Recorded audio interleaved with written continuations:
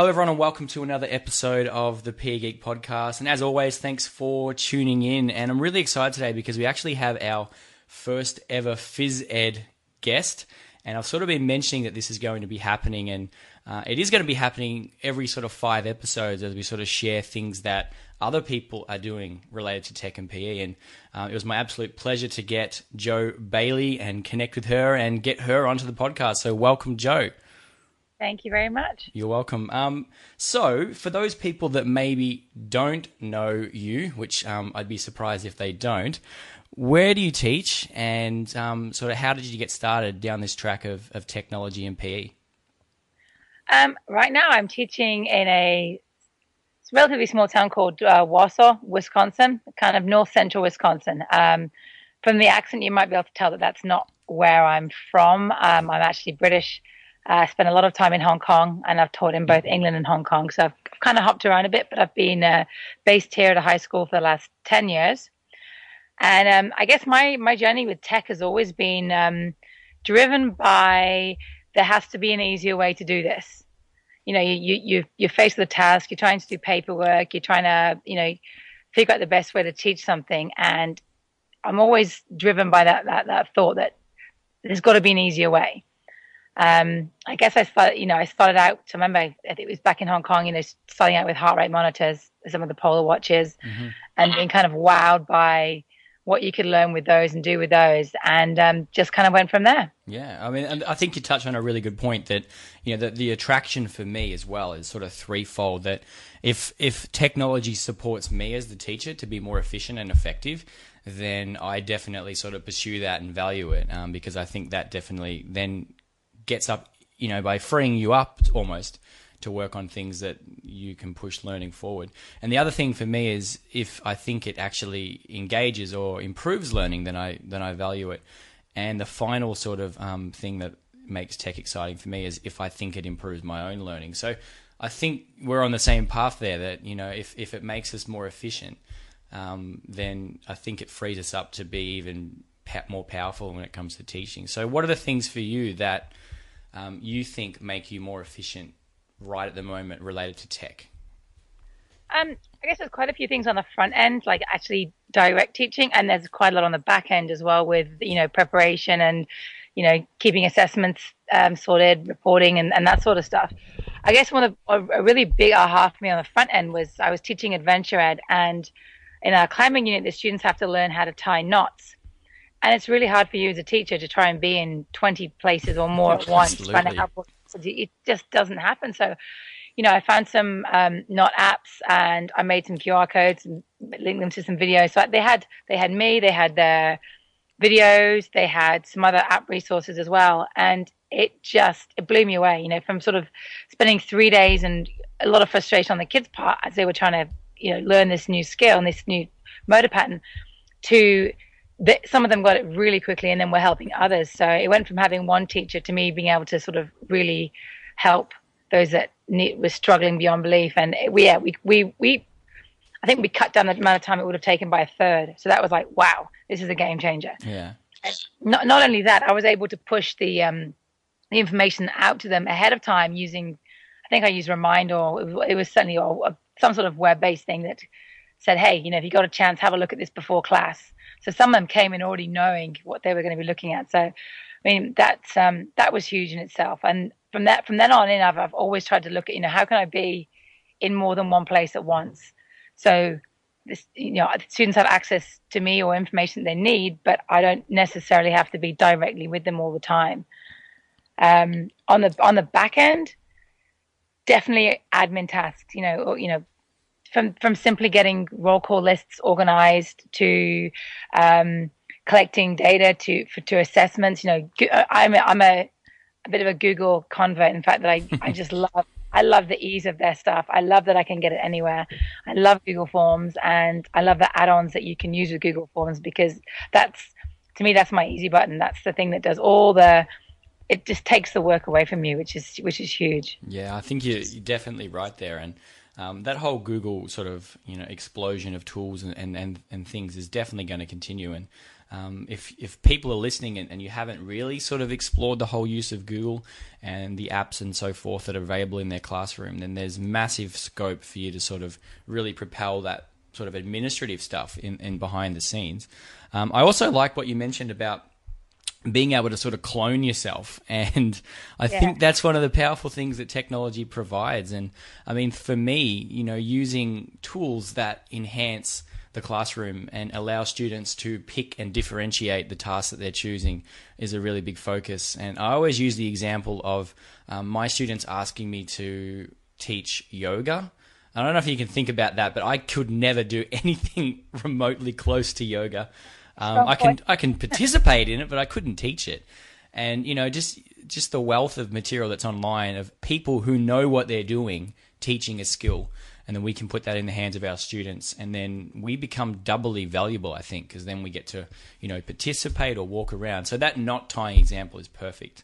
I must admit I'm a bit of a knot dyslexic. I'm horrible at any sort of knot tying. So, I mean, I think I should go back to the lesson that you described there and maybe advance my skills. But on the back end, what sort of add-ons do you find at the moment that you're using the most? So, related to the Google tools.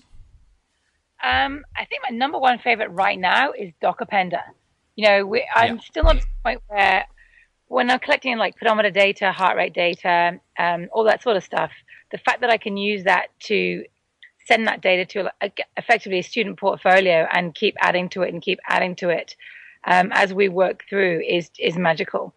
And they can see, you can do, not only can I push that up, but I can push basically anything from a form to the same document and just have it build up this evidence of learning for the students to see. So I'm using that through Google Classroom, and I love Google Classroom as well. I know it's been new since August, and I know it's only going to keep getting better. In addition to that, Autocrat's been another huge one.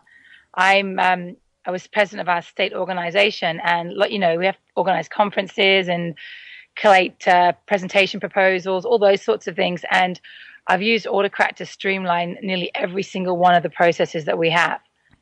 So someone submits a proposal, everyone, the person who submitted it gets a copy. Us as the state organization gets a copy. The people who are going to review the proposals, they get a copy. So from that perspective, it's so easy. Yeah. Sharing factors are great as well. So those two are definitely my two favorites. I've played around with Doctopus and Choice Eliminator is a great one for. That's been, I've used that in the last couple of days for a field trip to figure out who had signed up for the field trip and who hadn't. So it all depends on your needs, but definitely I'd say Dockerpender is probably number one right now for me. Yeah, definitely. And the Google tools are just an explosion of sort of really high-end stuff that's coming out. And that's just sort of Google's way of just keeping that innovation going by handing it over to people who are just coding these amazing things. And it's just the start, really. Like, it's really just the start of this sort of plethora of new tools. And I mean, Google Classroom is really simplistic, isn't it? But it does exactly what it needs to. And I mean, there's lots of tools out there that allow you to do learning management and that sort of stuff. But we're having massive traction with it at our school at the moment with the average teacher, because they're able to sort of use it instantly, and we're getting a lot of buy-in from teachers who've never used digital tools, and they're using Google Classroom connected with Google Drive and having lots of success. So there's something to be said about simplicity, and I reckon Google definitely, it does follow that mantra of sometimes simple is best, and the simplest things are often the most powerful, which is really exciting. Definitely. Now, I my 5 classes in a space of about 5 minutes in September, and I mean that's huge. I mean, I know there's loads of other LMSs, learning management systems out there, but when you can set something up that quickly, it's wonderful. Yeah, it's a game changer, definitely.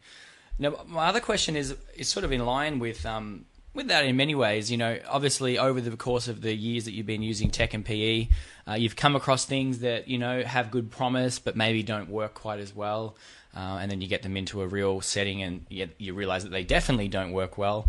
Have you made any sort of mistakes, or not, I wouldn't say the mistakes, because everything's a learning sort of path, but things that you look back and go, wow, did I actually do that? Because my teaching history is full of moments like that, and I did a podcast episode just last fortnight that was all about these mistakes that I'd made. I'm interested to see if you've got any that come to mind. I could probably admit to one that's really poor. I was showing, I mean, this is really bad.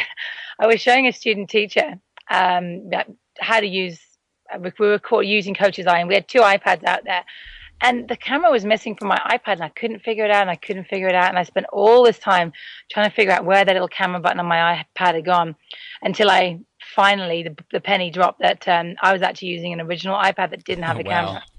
Yeah, that was a real waste of time and of failure. So little stuff like that. Sometimes you overlook the obvious because you're trying to figure out how to work. And other things like, you set something up and you forget to make sure that you've shared it with somebody, or the Wi-Fi disappears on you, or, those sorts of things. It's like you want to, I think one of the biggest things is, first of all, expect something to go wrong and have a backup plan just in case it does. Yeah. And use it as a learning opportunity. It's like, okay, this didn't work for us right now. We'll see if we can make it work again in the future, if it works. Trying to figure out if it is the best use of your time, or if it's taking too much away from what you're trying to do. But yeah, I'd say definitely checking the sharing settings, Wi-Fi. I had a conference a while back, and I was going to I had my Reflector app, I had my Apple TV, and couldn't get them to work. Despite the Wi-Fi, nothing was connecting. And in fact, it was you that told me that I could make my own personal network on my computer and use that instead. I was like, that's brilliant. I didn't know that. But little stuff like that, like if something doesn't work, what's your backup plan? Because you're going to need one. Yeah, definitely. And I love what you sort of mentioned there about sort of treating it as a learning journey, because I mean, this is what we expect students to do. Like, they come into class and they're constantly, trying something new, and they're learning something new, and they make mistakes and then they try again. But often as teachers, I mean, we try and avoid that particular situation as much as possible. And I think there's a lot to be sort of gained from making mistakes. And I know for a fact that, in 2008, when I first started using tech and PE in my first year, I made so many mistakes. And I was doing things sometimes just because they were cool and new, and that's a pitfall that I've gone down, a few times. And now I'm sort of very more conscious about ensuring that it's value adding, that it meets those sort of 3 things that I mentioned before. And I'm willing to make, the occasional mistake here and there to sort of hone it and perfect it. Okay. So what about a couple of things that you use every day? Maybe it's an app, or maybe it's, a wearable, or something that you do on a daily basis that has now become part of, your everyday life. I guess I cycle around with apps depending on things that I'm doing. Team Shake is one that I'm now using every single day. In fact, I spent a considerable amount of time trying to figure out how to get everything set up easily, and more time than I could have spent. But now that I've done it, I know I can do it again and make it quicker second and third time around. But that one's been really nice for me to set up every kind of setting or grouping that I want without the kids knowing why I'm doing what I'm doing. So that's always a go-to one. I'm doing more and more with the kind of the video apps, be it, if it's Bam Video Delay or Coach's Eye, or I played around with your Visualize or UberSense. Again, depends which one fits. But I mean, I just finished up a swimming unit, and being able to show the students, okay, this is you and your group swimming. What elements of technique can you recognize here that are working? What elements do you need to change? And then showing them a comparison video. I mean, that's just so powerful. Yeah, because straight away they can see. Exactly, you raise a good point there. Like, sometimes there's no way to improve something unless you actually get a chance to see it. And I think one of the sort of hidden values for me with video analysis is that we don't often see everything ourselves when it's live action. When it's right there in the moment, I don't see everything that could potentially be a teaching moment. But when you get to see it I think it improves my feedback, and then it improves the things that they see. So yeah, video is definitely a highlight for me. Any other sort of thing? Like, I know you're a big wearable fan. Oh yeah, Fitbit. My husband thinks I'm a gadget. Well, I'm a gadget girl. I like my gadgets. Yeah. But he'll laugh at me because I could be sitting down with my phone, computer, iPad, something else, and just around. He's like, "What? Which one are you messing with?" I'm like, "All of them." Yeah, but the Fitbit I love, and I like the idea of knowing numbers and where I'm at. So be it using a watch to to time myself, or just kind of old school now, I guess, or a GPS to track how far I'm going. But the Fitbit with the steps, that's been a big game changer. I've had one for the last, I think, 4 or 5 years, and I've lost several of them and had to replace them because it felt like I was missing part of my missing a limb without having one on there recording what I was doing. But no, I just love that feedback that says, "Hey, you did this," and I think it's such it's turned into a great motivator for me to not just be active anyway. I mean, I've always been active, but really look at that sedentary time in the day when you could, you've done your 30 minutes or your hour of activity, whatever you plan to do. But then for the most part, particularly I think on weekends more so for me teaching PE, because you're always moving, I found that I could be really sedentary if I wasn't proactive about moving. So I, started being more mindful, and I don't know why I came up with a step goal for 20,000 steps, but I did, and it's been kind of going for, year and a half now. Yeah. And I think it's changed my mindset. I think I'm more productive. So yeah, I really value the feedback that I get from that, and I've done it with students. Have them do a 24-hour pedometer challenge just as a baseline. And immediately they start moving more. They're like, "Can we wear it more often? Can we do this? Can we do that?" Because they are also valuing the feedback. And I'm like, yeah, this is telling you, if I'm using, even same with heart mentors, it's like, this is telling you how amazing you are. That's what it's telling you. Hey, look what you did. This is awesome. Yeah. So to try and get them to think of it from that perspective is big as well. But yeah, I like being told that I've moved enough, or if I haven't. I'm exactly the same. And you make the point about timing. I still remember being in high school and getting my first ever stopwatch, like it was on my wrist. And, I thought I was so cool, just, starting a race or starting a run and being able to time it and then see just the time. And that was, set me in motion of this sort of quantified self that we're getting to now, where, you can track and keep track of everything, and we have an episode coming up very soon around that whole quantified self and where I think it's sort of heading, but there's massive implications for the classroom, I think, as we've sort of briefly alluded to there, and it's only going to continue. Couple of other little questions that I have at the moment. What do you see as being the thing that excites you as we sort of head forward into the future? Is there anything that you think is going to greatly increase, or something that's going to get more cost effective, and something that you're looking forward to, but maybe it's not quite there just yet? I think on the wearable technology front, particularly, obviously the Apple Watch was announced this week with all its features, and just seeing where those sorts of things are going. Phones and so on are great, but not always practical to carry around with you, depending on what you're doing, particularly from an activity standpoint. So I think anything that's really wearable, that you can put it on and leave it, but still get every piece of information that you want to get, I think that's going to hopefully increase. I think that the really cool thing about that might be that it might be the turning point that we need to have that shift in public health and awareness of, hey, you know what? I need to sleep. I need to move. Nutrition's important, and this is going to help me. And perhaps seeing that and that becoming more commonplace is maybe it'll help a shift in public health, because we know that a lot of people don't get the activity that they should. They don't get enough sleep. So all those things that kind of contribute to, having a healthy lifestyle and feeling good about yourself. So I think that's going to be interesting. I mean, even in the last year, you walked in to a shop and looked at the electronics department for wearable trackers and so on, and there was maybe 3 or 4, and I just remember being astounded at Christmas when there was just, I can't even say how many. There was rows upon row upon row of wearable trackers that were out there. Yeah, it's awesome. It's awesome. And one thing, if people are sitting here right now and they're wanting to find out a little bit more information about you and where you sort of spend most of your time online, how can they go about doing that? I'm on Twitter all the time. That's one of my favorite places to go. My Twitter handle is @lovephyed, LOVEPHYED. And I also blog at lovephyed.blogspot.com.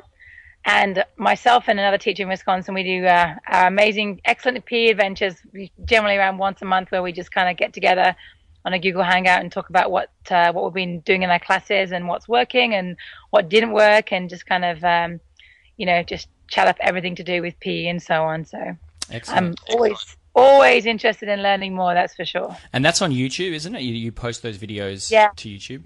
Yeah, excellent. So we'll have a list of all the links that have been mentioned, as well as links to social profiles in the episode notes at thepegeek.com/episode 30, as well as a full transcript of today's podcast as well.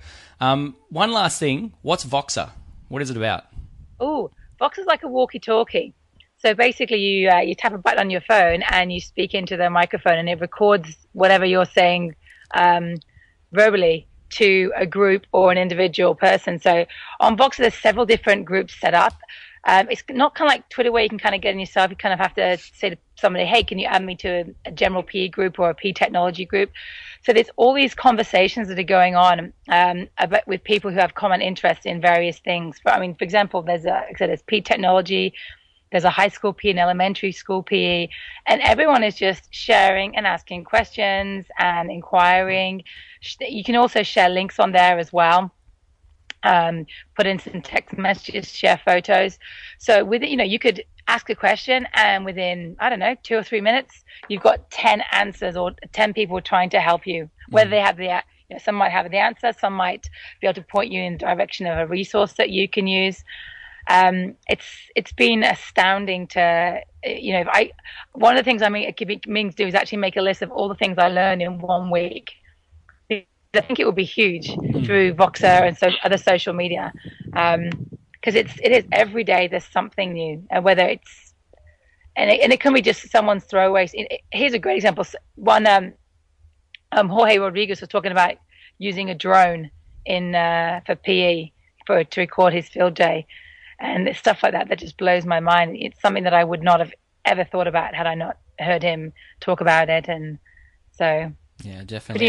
It's become part of my everyday as well. It's sort of like the, driving to school and driving home from it, being able to catch up and listen to it.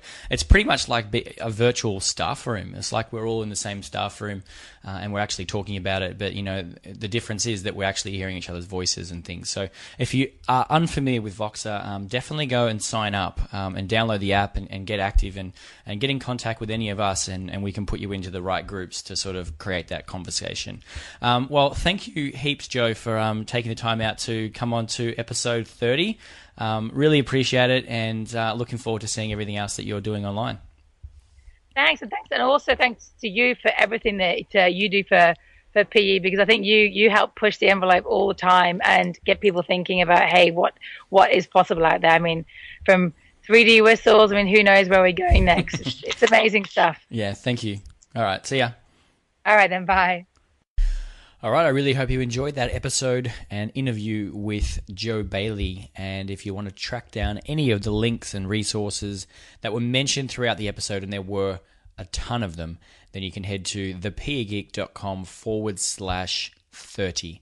And that will take you to the episode page where you'll be able to find all the links from the show, as well as a full transcript of today's episode.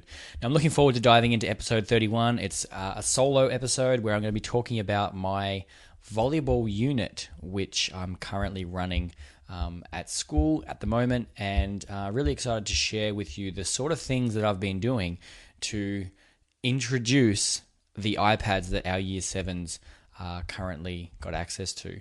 They've just moved to a one-to-one iPad, so every student in Year 7 has access to an iPad mini, and it's enabled me to do things in that particular unit that I have not been able to achieve on the same sort of scale in the past. So looking forward to diving into my volleyball unit and exactly the sorts of things that I've been doing using a whole host of technology. Until next time, if you have any questions, you know where to get me at jared@thepegeek.com, or if you have a guest that you think I should interview, or if you'd like to be a guest, then also send me an email or drop me a voicemail at thepegeek.com/voicemail. All right, see you later.